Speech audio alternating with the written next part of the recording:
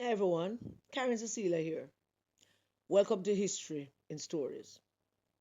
Today's story I'm going to tell you about a very famous college that was founded in 1870 by a man. Originally, some parts of history says that is him and his wife Pauline that founded the college. But mostly history records it as being founded by him. Imagine this college founded by a man with its primary purpose to educate women. The primary focus of this college would have been, and was laid out very clearly from 1871, that this is what it is intended to do: to educate girls coming from high school to college, to get a college education, not in the same way that boys would, but in a different way. Boys would enter college coming from high school fully equipped with a detailed high school learning, teachings, and education to help them, you know, transform into men of industry and science and all of that. So they got the education. But the girls that this college was formed to educate didn't get that education.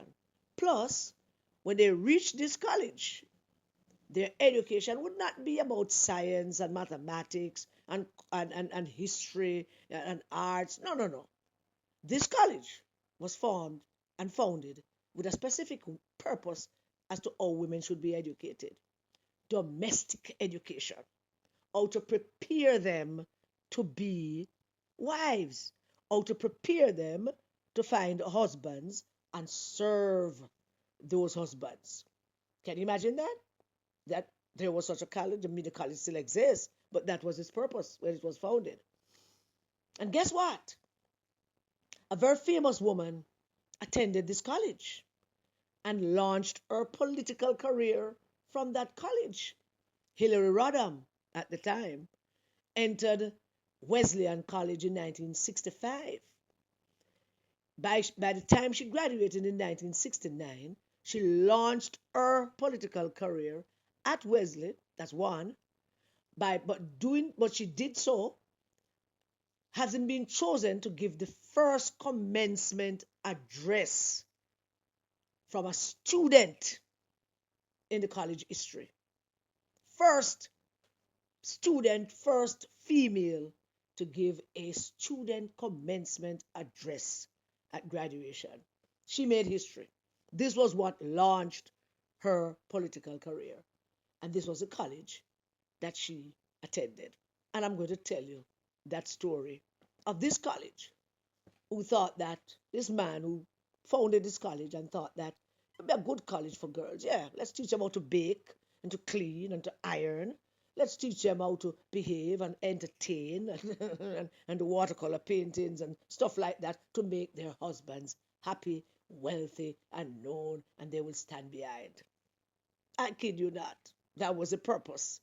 That was a very set idea that the founder of Wesley College had. Please remember to like the video and share it. I hope you're enjoying all of the content so far. I intend to continue bring it to you because I so enjoy bringing it to you. I can only hope that you enjoy receiving it in as much the same way as I enjoy bringing it to you. So here goes. The college charter required the professors of the school to sweep the floors.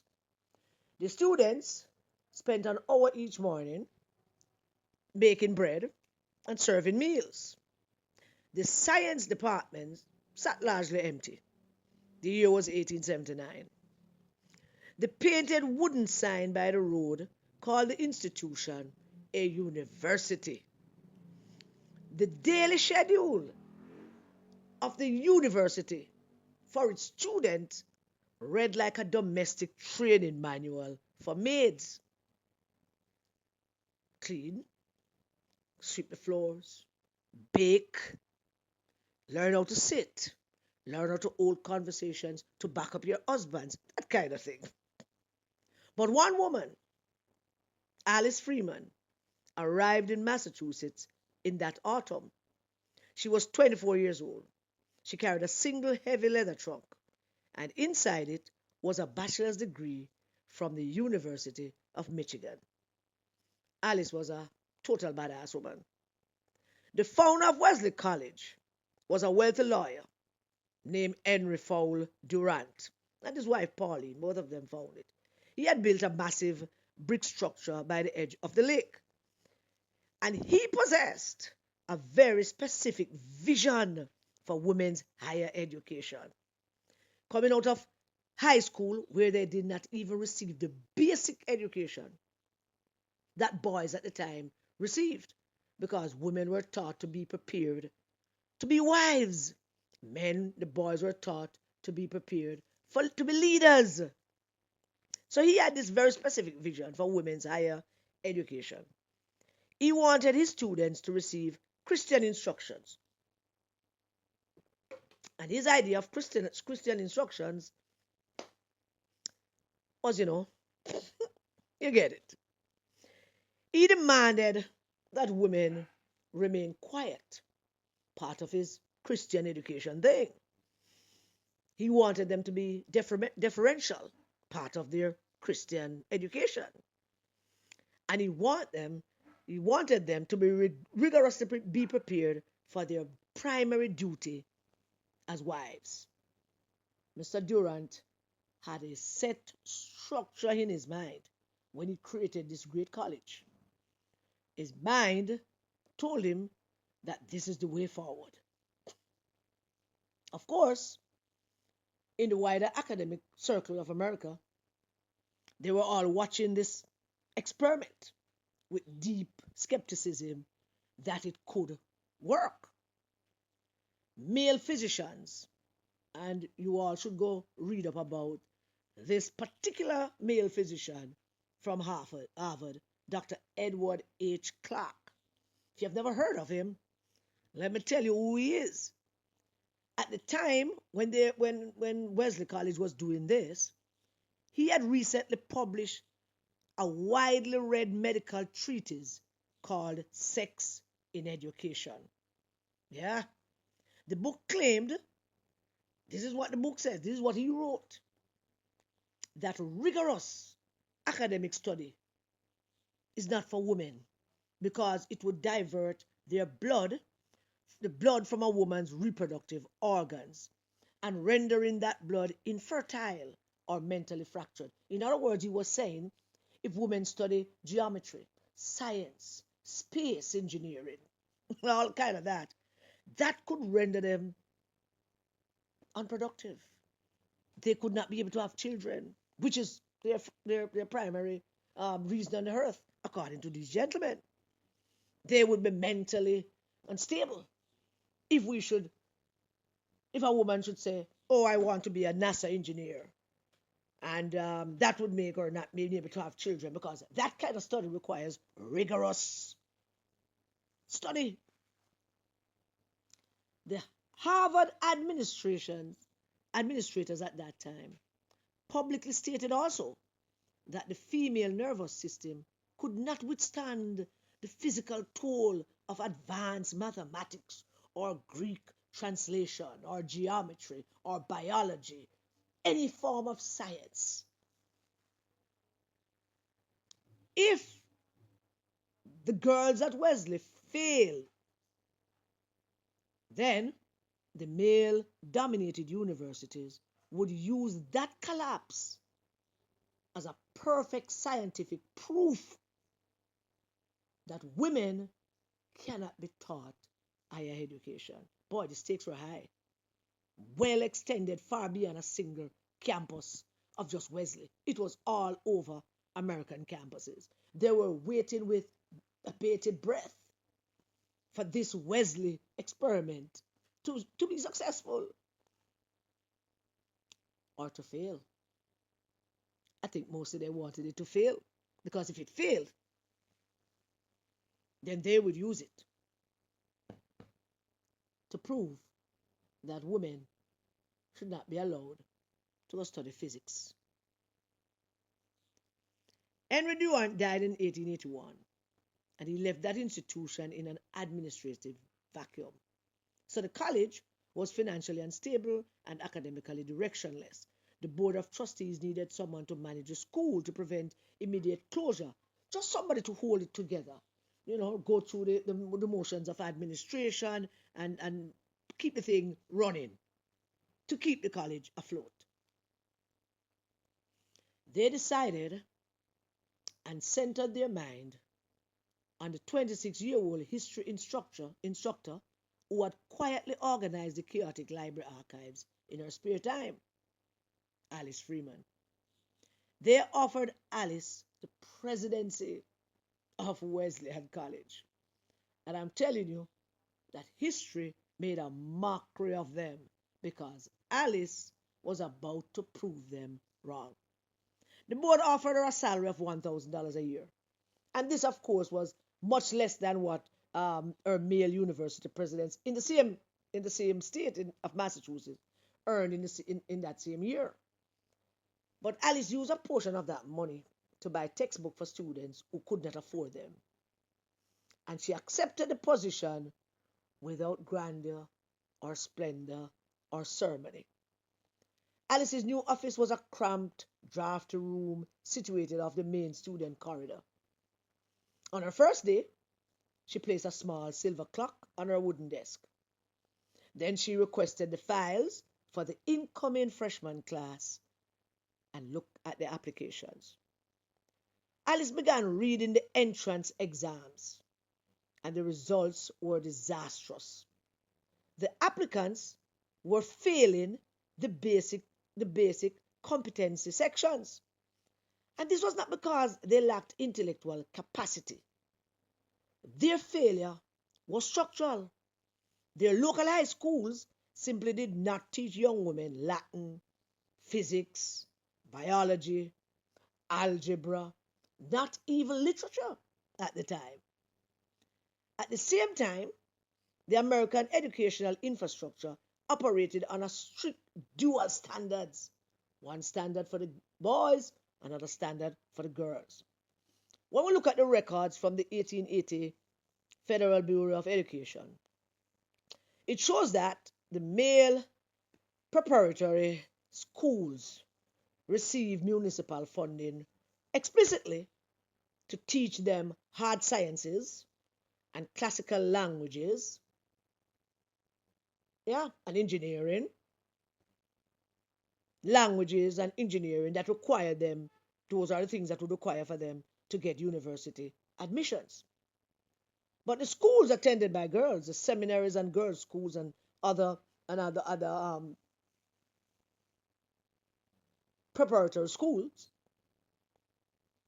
receive funding to teach the girls French translation, etiquette, watercoloring painting, how to sit, how to back up your husbands.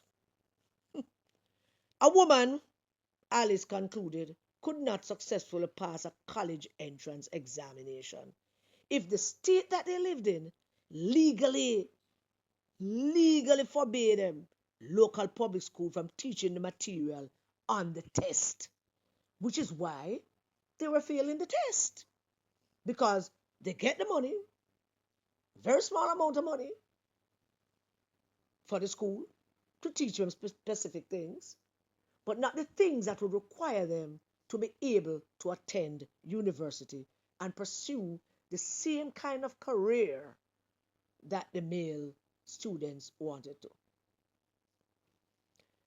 The Wellesley Board of Trustees held a pragmatic, conservative view of that crisis of failure for the entrance exams. And they informed the new president, Alice, that lowering the admission standard was the only mathematical way to keep the college open. So they were saying to Alice, let's forget about this test. Let us lower the standards and bring them in. It was a pragmatic thing, just to make sure the school kept running. The policy was simple, very simple. If the college demanded Greek and calculus, then no girls would qualify for admission. The dorms would be empty. The tuition revenue would vanish. The institution would bankrupt itself within 2 or 3 academic cycles. They could not survive on that.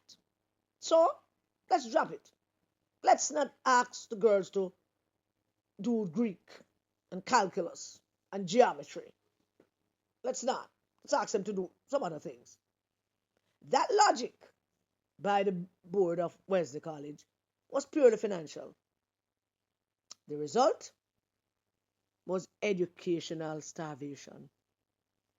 Girls who arrived on campus wanting to study biology and medicine were handed textbooks on moral philosophy and domestic management. So the system required Alice to lower the bar just to ensure survival.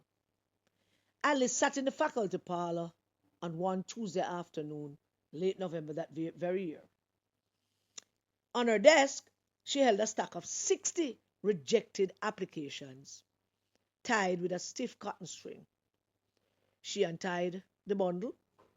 She placed the applications into the cast iron fireplace and sat there and watched it all burn. I told her that Alice was a badass, didn't I? This can't work, she said. So Alice stopped asking the board of trustees for permission to do anything. She began packing her trunk. She started traveling to the regional railroad lines all across not only Massachusetts, but Philadelphia and Pennsylvania, New England, New York, and she visited high schools. Those passenger cars on the train were perpetually choked with thick coal smoke, no environmental standards at the time. And Alice's travels were about to make her sick. Alice wore the same dark wool dress for 3 consecutive weeks just to save space in her bags. Her institutional travel budget was so aggressively restricted by the board that she frequently slept on wooden benches in the waiting rooms of rural train depots. She requested meetings with local high school principals and district superintendents. She sat in their offices. She offered them a very stark and precise proposition. Wellesley College would legally guarantee university admission to their female students at high school, but only if the public school themselves taught those girls the exact same subjects that they taught the boys. You can imagine how those principals, which were largely male, was just totally flabbergasted by this woman's, oomph. In 1882, Alice visited a district superintendent in New York. He refused to see her. In 1883, she visited the same office again. He told her that public funds would not be wasted to teach his female students algebra and calculus. But Alice persisted. In 1884, she visited him again, and he finally agreed to review the curriculum. Now, why was Alice so persistent about this particular district superintendent in New York? Because this district was the district that held the most young women who had potential, and Alice saw that without a shadow of a doubt. Alice created an extensive certification network, and she offered them this. If the high school upgraded its curriculum to meet her demands, then Wellesley designated it as an official feeder school. You upgrade the curriculum, you teach them that, you can send them to us. We have an obligation. Legally, we put it in place. The Board of Trustees, of course, sent letters asking her to return to campus to manage the budget and the office and to stop making those offers. Of course, she ignored those correspondence. When she was back in Massachusetts, Alice systematically dismantled the domestic requirements. She totally threw it out of the curriculum. She quietly removed the floor sweeping schedules from the faculty bulletin board. She reallocated the budget to purchase microscopes for the labs. She faced immediate institutional friction. when she attempted to hire the great Sarah Whitting, and you should read up about Sarah Whitting. I'm going to see if I can find her story and share it with you. Badass woman as well. To establish an undergraduate physics lab.